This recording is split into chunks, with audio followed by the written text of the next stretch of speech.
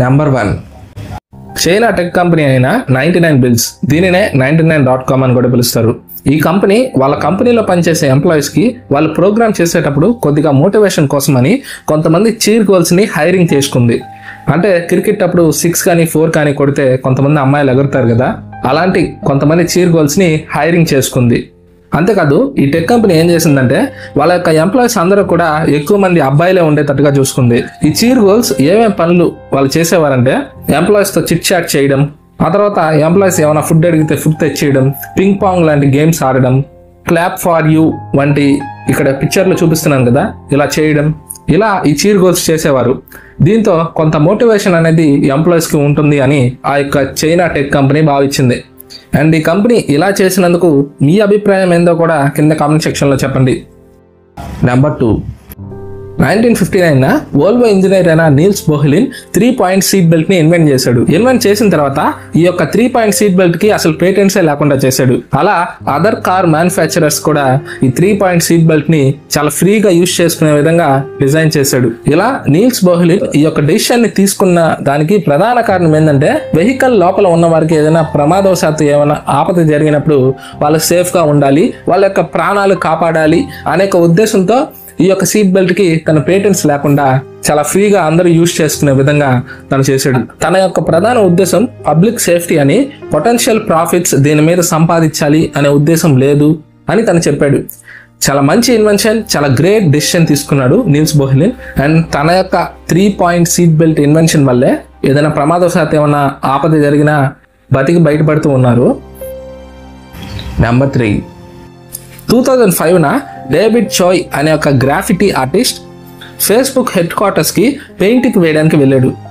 తను పెయింటింగ్ మొత్తానికి కూడా $60,000 ఖర్చు అవుద్ది అని ఎస్టిమేషన్ వేశాడు. ఆ తర్వాత తన యొక్క గ్రాఫిటీ ఆర్ట్ అంతా కూడా ఆ యొక్క ఫేస్బుక్ హెడ్ క్వార్టర్స్లో కంప్లీట్ అవ్వగానే తను మనీ తీసుకోకుండా ఫేస్బుక్ స్టాక్స్ని కొన్నాడు ఆ యొక్క డబ్బుతో. అండ్ 2012 ఫేస్బుక్ IPO ప్రకారం $200 మిలియన్ తన యొక్క స్టాక్స్ పెరిగాయి. అండ్ చాలా మంచి డెసిషన్ డేవిడ్ చాయ్ తీసుకున్నాడు.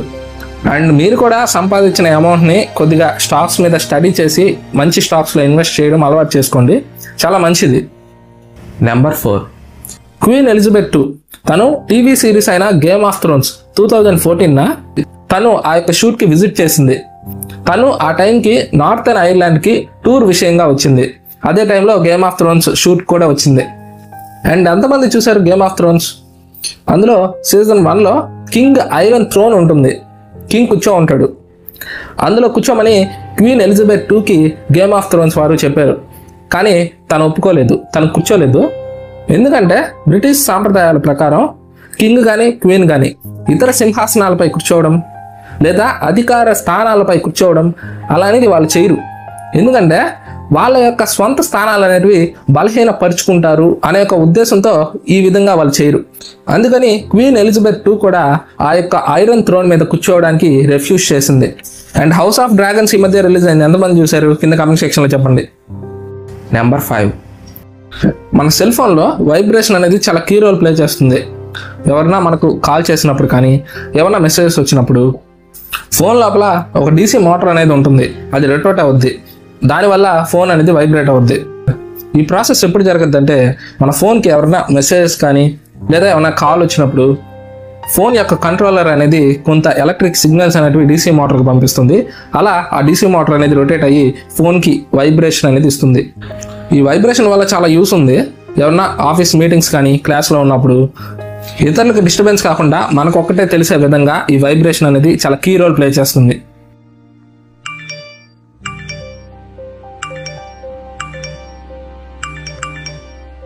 నెంబర్ 6, ఎలాన్ మస్క్ తన యొక్క స్టార్లింక్ శాటిలైట్ ద్వారా 2022 అమెజాన్లో ఉండే రిమోట్ ఏరియాస్లో నివసించే ట్రైబల్స్కి ఇంటర్నెట్ యాక్సెస్ ఇచ్చాడు. దాంతో 2000 మంది అమెజాన్లో ఉండే మరూబో ట్రైబ్స్ అసలు బయట ప్రపంచం ఎలా ఉంది అని వాళ్ళు సెర్చ్ చేయడం మొదలుపెట్టారు. అండ్ ఇలా ఇంటర్నెట్ యాక్సెస్ వల్ల కొంతమంది సోషల్ మీడియాకి మరియు పోర్నోగ్రఫీకి అడిక్ట్ అయిపోయారు. అండ్ ఇలా చేసినందుకు కొంతమంది ఎలాన్ మస్క్ని తిడుతున్నారు. వాళ్ళ లైఫ్ని మంచిగా వాళ్ళు లీడ్ చేస్తూ ఉంటే ఈ దరిద్రాన్ని ఎందుకు మళ్ళీ వాళ్ళకి అంటిస్తారు అని. అండ్ ఎనీవే మనం ఆపాలనుకున్న ఇంటర్నెట్ ఆగదు, ప్రతి ఒక్కరికి అది అందుతుంది. నెంబర్ 7, మనం ఏ దేశపు జెండాను చూసినా అందులో రెడ్, వైట్, బ్లూ ఇటువంటి కలర్స్ అనేవి ఖచ్చితంగా ఉంటాయి. ఏదో ఒకటైనా ఉంటుంది. కానీ ఒక దేశపు జెండా ఉంది, అందులో ఈ 3 కలర్స్ ఉండవు. జమైకా దేశం పేరు. ఆ దేశపు జెండాలో గ్రీన్, యెల్లో మరియు బ్లాక్ ఈ 3 కలర్సే ఉంటాయి. మౌరిటానియా అనే ఒక దేశపు జెండా కూడా 2017కు ముందు ఈ 3 కలర్స్ లేకుండానే ఉండింది. కానీ 2017 తర్వాత కొన్ని రెడ్ స్ట్రిప్స్ అనేటివి పైన, కింద అండ్ మిడిల్ పార్ట్లో గ్రీన్ అండ్ యెల్లో ఇటువంటివి ఉన్నాయి. దాంతో జమైకా దేశమే మిగిలింది ఈ red, white and blue colours లేకుండా. నెంబర్ 8.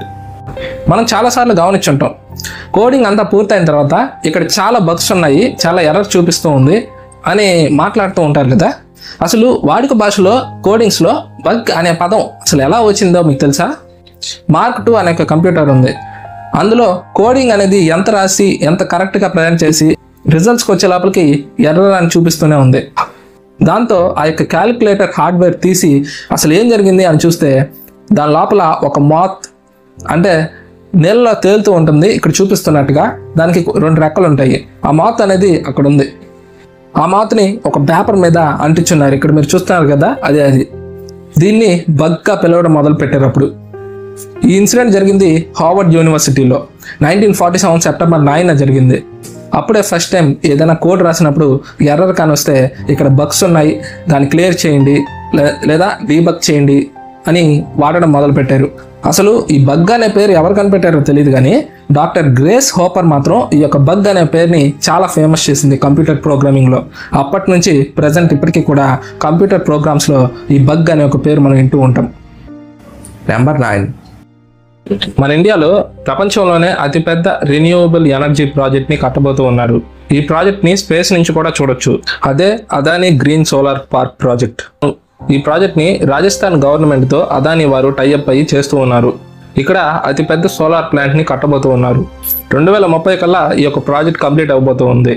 ఈ సోలార్ ప్లాంట్తో 30 గిగావాట్స్ కరెంట్ని ప్రొడ్యూస్ చేయబోతూ ఉన్నారు. ఈ కరెంటుతో 2,20,00,000 హౌసెస్కి కరెంట్ని సప్లై చేయొచ్చు. అలా ఎన్విరాన్మెంట్కి ఏ హాని జరగకుండా ఈ యొక్క రెన్యూవబుల్ ప్రాజెక్ట్ని చేయబోతూ ఉంది అదానీ సంస్థ. అండ్ ఈ ప్రాజెక్ట్ గురించి మీకు ఏమనిపిస్తుందో కింద కామెంట్ సెక్షన్లో చెప్పండి. నెంబర్ 10. ఇక్కడ కనిపిస్తుంది కదా ఒక నైఫ్. ఈ నైఫ్ కానీ మన చర్మానికి కానీ తగిలితే మనకు తెలియని కూడా తెలియదు అది మన చర్మాన్ని కట్ చేసినట్టు. ఈ నైఫ్ పేరు ఆబ్సిడియన్ నైఫ్.